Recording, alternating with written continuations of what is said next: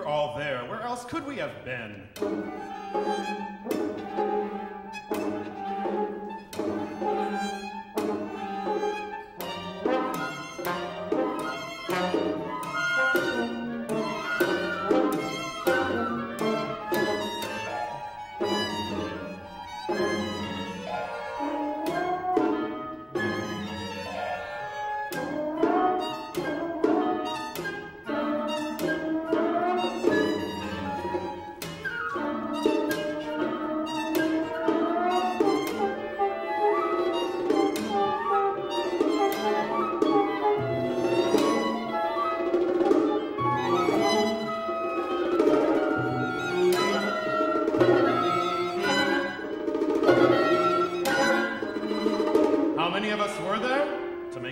We would have had to move apart, and at least a little. And instead, we all occupied the same point.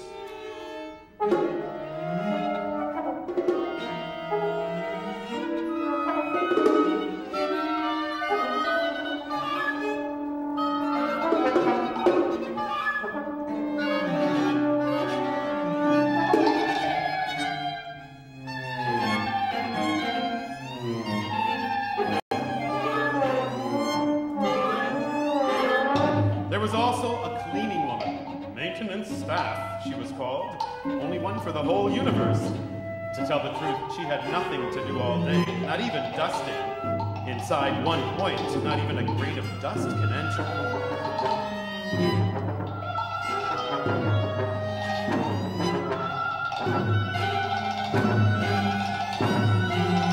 But you have to add all the stuff.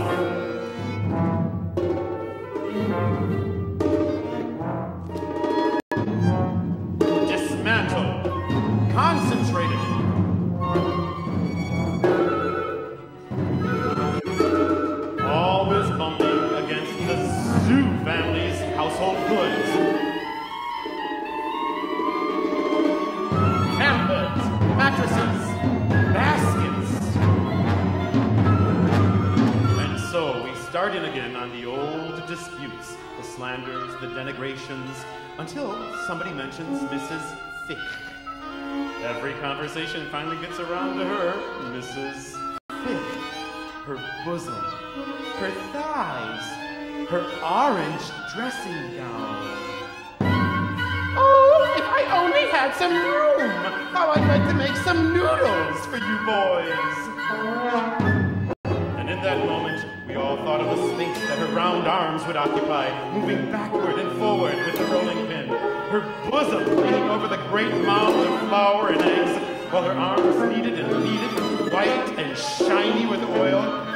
We thought the space that the flour would occupy, and the wheat for the flour, and the fields to raise the wheat, and the grazing lands for the herds of calves that would give their meat for the sauce.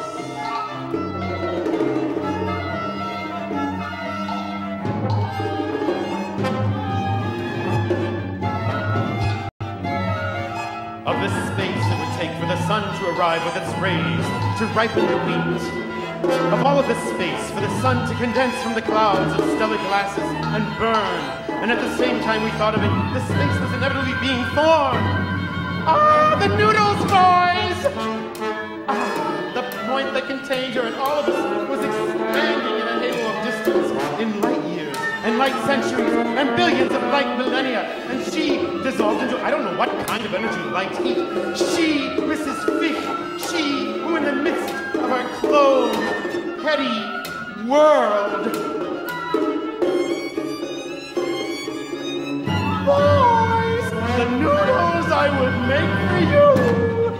A true outburst of general love, making possible billions and billions of suns, and of planets, and fields of wheat, and Mrs. Fixes scattered through the continents of the planets, kneading with flowery, oil-shiny, generous arms. And she lost at that very moment.